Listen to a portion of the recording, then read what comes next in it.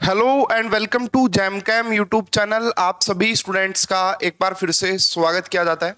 Students, आपका CSIR net जून 2024 वाला जो एग्जाम जुलाई में होना था केमिस्ट्री के लिए, 27 जुलाई को वो आपका एग्जाम हुआ है। ये वीडियो मैं 28 जुलाई को बना रहा हूं, यानी कि कल आपका एग्जाम हो चुका है।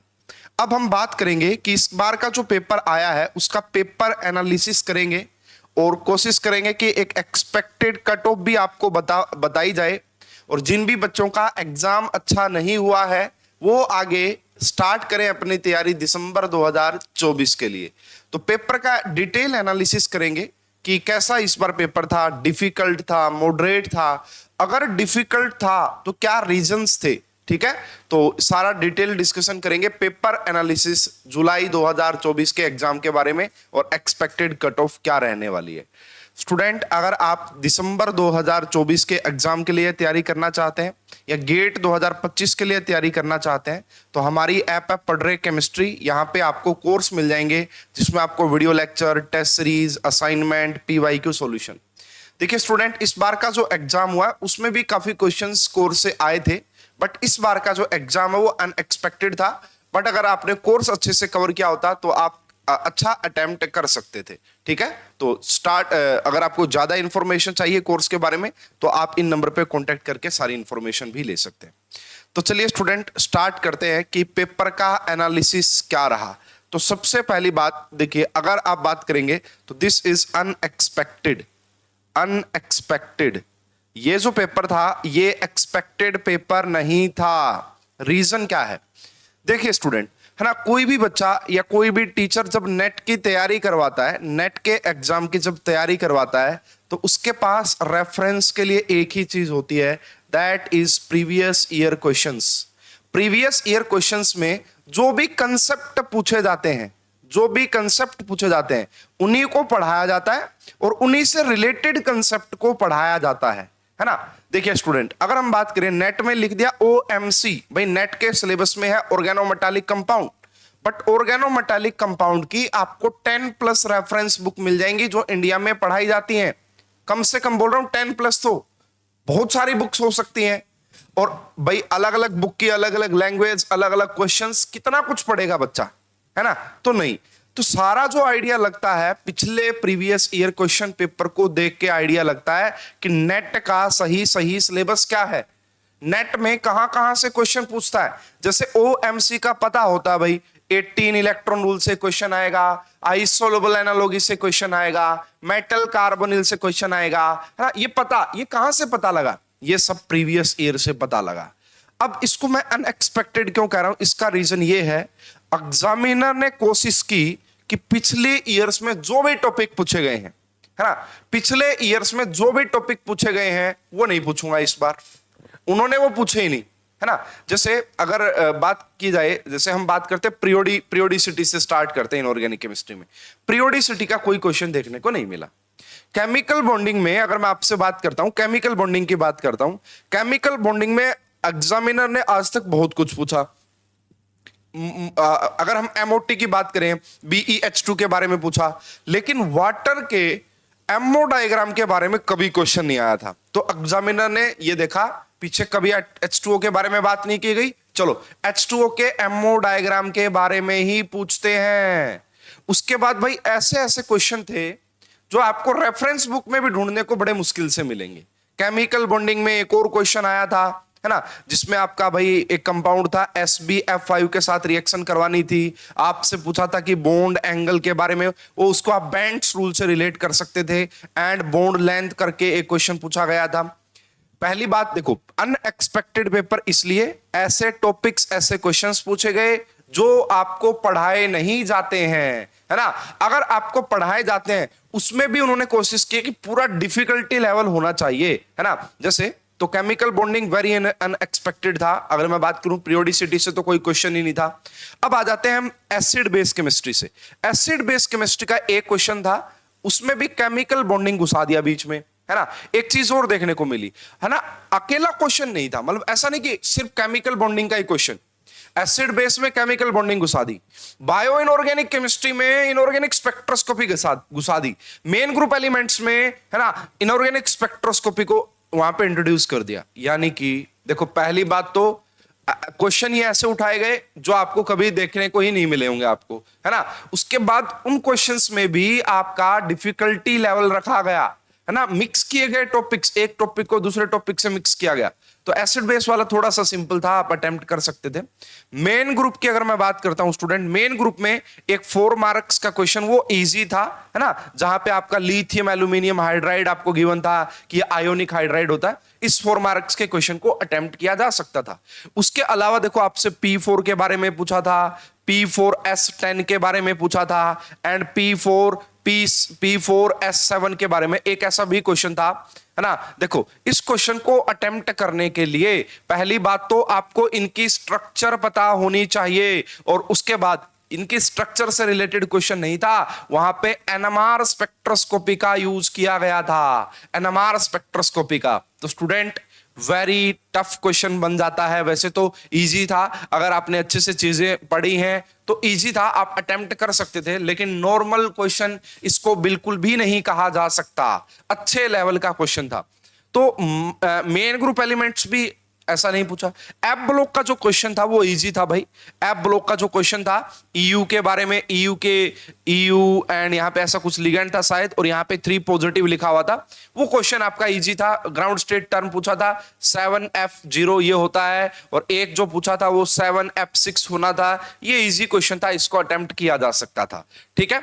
इसके बाद देखो कोऑर्डिनेशन केमिस्ट्री, बच्चा क्या क्या पढ़ के जाता है, स्पाइनल्स पढ़ के जाता है ना, जेटीडी पढ़ के जाता है, उसके बाद मैग्नेटिज्म पढ़ के जाता है, इलेक्ट्रॉनिक स्पेक्ट्रा पढ़ के जाता है। तो भाई कोऑर्डिनेशन केमिस्ट्री से ज्यादा क्वेश्चंस नहीं थे, कोऑर्डिनेशन केमिस्ट्री से ज्यादा क्वेश्चन नहीं थे। एक रिएक्शन मैकेनिज्म का क्वेश्चन था जिसका आंसर आउटर स्फीयर मैकेनिज्म आना था। एक क्वेश्चन आपका स्पेक्ट्रा, इलेक्ट्रॉनिक स्पेक्ट्रा से रिलेट करता था, उसमें भी थोड़ी बहुत कंफ्यूजन थी स्टूडेंट्स को, उसमें भी थोड़ी बहुत कंफ्यूजन थी, लेकिन उसको अटेम्प्ट किया जा सकता था, है ना।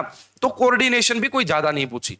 उसके बाद देखो OMC, ऑर्गेनोमेटालिक कंपाउंड। देखिए भाई अगर इनऑर्गेनिक केमिस्ट्री में आप बात करोगे, थोड़ा बहुत कोई टॉपिक प्रीवियस ईयर से अगर रिलेट करता था, that is organometallic chemistry. Organometallic chemistry को आप अच्छे से अटेम्प्ट कर सकते थे। ऑर्गेनोमेटालिक के कम से कम 6 से 8 क्वेश्चन थे, और इनमें से 4 से 5 क्वेश्चन आप इजीली कर सकते थे अगर आपने प्रीवियस ईयर को भी अच्छे से कवर किया तो 18 इलेक्ट्रॉन रूल का क्वेश्चन था यहाँ पे, है ना। इसके अलावा आइसोलेबल एनालॉगी मैंने काफी डिटेल में पढ़ाई थी और स्टूडेंट्स ने सही किया होगा, काफी कुछ चीजें थी। तो ऑर्गेनोमेटालिक केमिस्ट्री से आपके 6 से 8 क्वेश्चन थे और ये अटेम्प्ट किए जा सकते थे, ये ठीक थे। बायो इनऑर्गेनिक केमिस्ट्री अनएक्सपेक्टेड, अकेला बायो इनऑर्गेनिक केमिस्ट्री का क्वेश्चन था ही नहीं।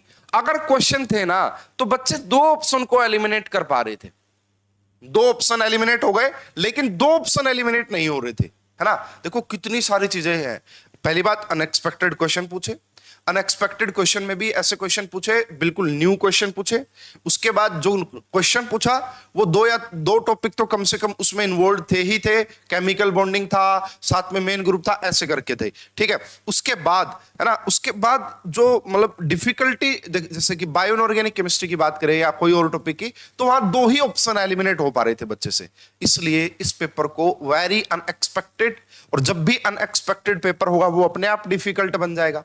तो भाई देखो इनऑर्गेनिक केमिस्ट्री का मैंने आपको आइडिया दिया है, जो टॉपिक्स आपको यूजुअली पढ़ाए जाते थे उनसे ज्यादा क्वेश्चंस नहीं पूछे गए थे, नए टाइप के क्वेश्चंस पूछे गए थे। एक ऑर्गेनोमेटालिक केमिस्ट्री ऐसी थी जिनको अटेम्प्ट किया जा सकता था।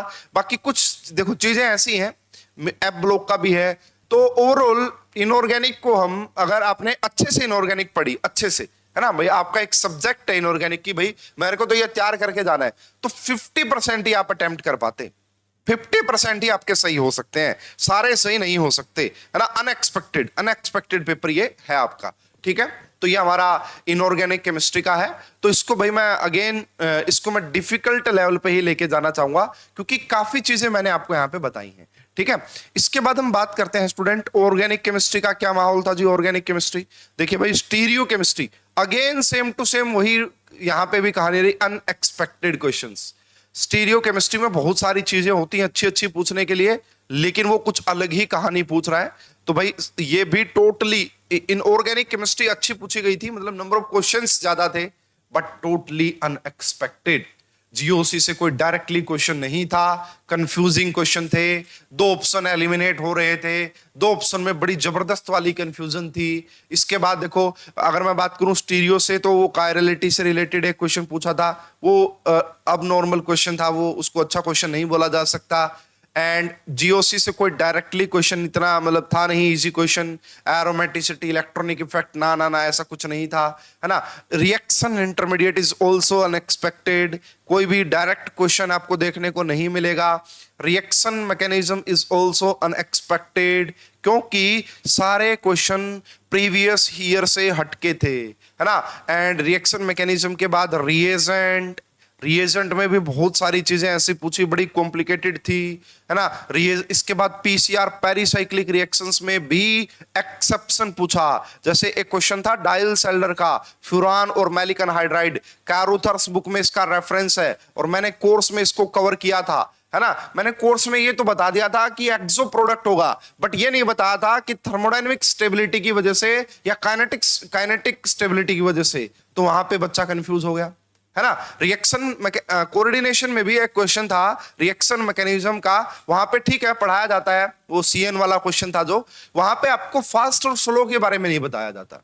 कहने का मतलब है स्टूडेंट, एक दो ऐसा ट्विस्ट डाला है जो अनयूजुअल था, जो नॉर्मली टीचर्स पढ़ाते नहीं है। क्यों नहीं पढ़ाते? क्योंकि वो चीजें पूछी जाती नहीं है, तो भाई इसलिए ये पेपर काफी टफ बन जाता है अपने आप में, ठीक है। तो इनऑर्गेनिक ऑर्गेनिक केमिस्ट्री काफी डिफरेंट थी, अनएक्सपेक्टेड थी, इसीलिए डिफिकल्ट कैटेगरी में इसको रखा जाएगा।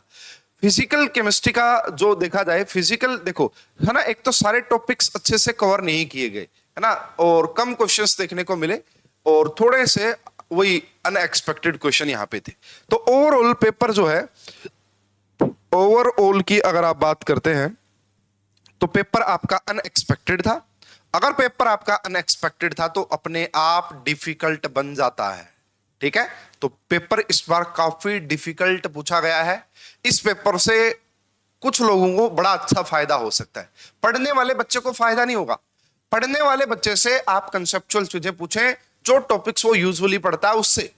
लेकिन जो बाहर बैठ के एग्जाम सोल्व कर रहे हैं, इस बार भी ऐसी गड़बड़ी देखने को मिली है, केमिस्ट्री के पेपर में नहीं, लेकिन यूपी के मेरठ में 26 जुलाई को जो पेपर हुआ है, वहां पे आपका एनीडेस्क जो सॉफ्टवेयर होता है, उसके थ्रू बाहर पेपर सोल्व किया जा रहा था। ये जो पेपर है ना, ये पेपर बाहर बैठने वाला बड़ा आसानी से सोल्व कर सकता है। क्यों? क्योंकि अनएक्सपेक्टेड चीजें हैं, है ना। बाहर बैठने वाले के पास तो सारी बुक्स अवेलेबल हैं, सब कुछ अवेलेबल है, एक बंदा नहीं 5-6 बंदे बैठ के पेपर सोल्व कर रहे हैं, उनके लिए तो बड़ा जबरदस्त है ये, है ना। उनके लिए तो अच्छा हो गया, पढ़ने वाले बच्चे साइड में हो गए और वो अपने आप सिलेक्शन ले ही जाएंगे बाहर से पढ़ के। तो भाई इस बार भी पेपर में लीक की, मुझे लग रहा था इस बार लीक का एक भी खबर नहीं आएगी, इस बार पेपर लीक नहीं होगा, लेकिन स्टूडेंट बड़े आसानी से हो रहा था। अभी तक जो न्यूज आई है 26 जुलाई को मेरठ के एक एग्जाम सेंटर में, है ना, देखो अगर अब कितनी बड़ी गड़बड़ी है ये, कि आपका जो क्वेश्चन पेपर वो बाहर दिख रहा है, क्या ये लीक ही तो है, ये बड़े लार्ज। अब देखो एक जगह पकड़े गए हैं, हो सकता है हर सेंटर में ही ऐसा हो रहा हो, वहां तो नहीं पकड़े गए, है ना। तो बात यही है स्टूडेंट, अगेन पेपर लीक हुआ है। पेपर लीक का बेसिकली 26 जुलाई को यूपी में, और 11 बच्चे, अभी तक 11 स्टूडेंट्स गिरफ्तार किए जा चुके हैं, है ना। जो स्टाफ इन्वॉल्व था वो तो अलग है, 11 बच्चे जिनमें फीमेल कैंडिडेट्स भी हैं, उनको गिरफ्तार कर लिया यूपी एसटीएफ ने।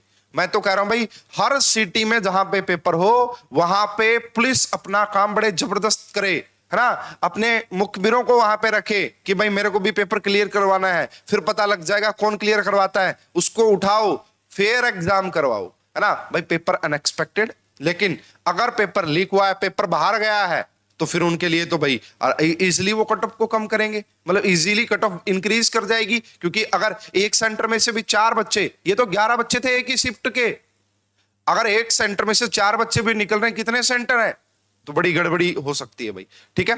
अब देखो अगर बात करते हैं, ठीक है भाई, एक्सपेक्टेड कट ऑफ क्या रह सकती है नेट जेआरएफ के लिए। एक्सपेक्टेड स्टूडेंट, बात वही आती है, पहली कंडीशन, दो कंडीशन पे बात करूंगा।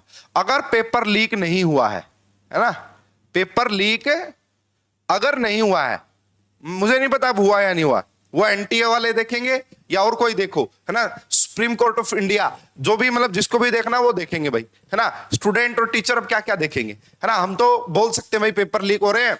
अब पेपर लीक हो रहे हैं, जैसे एनटीए के नीट के केस में क्या हुआ, मैंने पूरी जो सुप्रीम कोर्ट में हियरिंग चल रही थी उनको मैंने पूरा सुना था। नीट के पेपर में भी यही बात की गई हमारे सुप्रीम कोर्ट ऑफ इंडिया के द्वारा कि पेपर लार्ज स्केल पे लीक नहीं हुआ, इसलिए उसको पेपर को कैंसिल नहीं कर सकते लार्ज स्केल पे। तो भाई देखो अब कैसे पता लगेगा, जैसे एक जगह तो लीक हुआ है कंफर्म, ये तो यूपी में कंफर्म हो चुकी है बात कि एक जगह पेपर लीक हुआ। अब लार्ज स्केल पे पेपर लीक हुआ या नहीं हुआ, शायद ये बात सुप्रीम कोर्ट ऑफ इंडिया को भी नहीं पता होगी, मतलब अभी अगर नेट के एग्जाम की बात की जाए, और ना ही हम किसी एनटी को पता हो गया, पता नहीं किसको पता है या किसको नहीं पता। तो वही बात है, अगर पेपर लीक नहीं हुआ तो पेपर काफी डिफिकल्ट था, अनएक्सपेक्टेड था, तो कट ऑफ वही है भाई, आपका मान के चल सकते हो आप 90 से 100 के बीच में रहेगी जनरल कैटेगरी की जेआरएफ की। जनरल कैटेगरी की जेआरएफ की कट ऑफ यही रहने की उम्मीद है, क्योंकि paper is very unexpected, very difficult, है ना। और एग्जाम में भाई टाइम और बहुत सारी चीजें देखने को मिलती हैं, और नेट की लगाओगे तो 7-8 नंबर कम कर लेना इसमें से, है ना। इस बार कट ऑफ काफी कम जा सकते अगर पेपर लीक नहीं हुआ। अगर पेपर लीक हुए हैं एक दो जगह पे, अब हमें पता नहीं है या है, लीक हुए होंगे अगर जिस तरीके से 26 को हुआ था वैसे, तो फिर आप कट ऑफ मान के चलिएगा कि वही है कट ऑफ आपका 103 से 107 108 चली जाएगी, 103 से 108 चली जा सकती है, क्योंकि अगर एक सेंटर में से भी 4 बच्चों का पेपर लीक के थ्रू पास करवाया जा रहा है, फिर पढ़ने वाले बच्चे, इस बार मैक्सिमम बच्चों का जो स्कोर रहने वाला है वो आपका 70 से 90 के बीच में रहेगा। कुछ बच्चे होंगे जो इतना अच्छा करेंगे, है ना, मैक्सिमम यहीं पे रह जाएंगे 70 से 90 के बीच में, ये भी मैं आपको बता रहा हूं।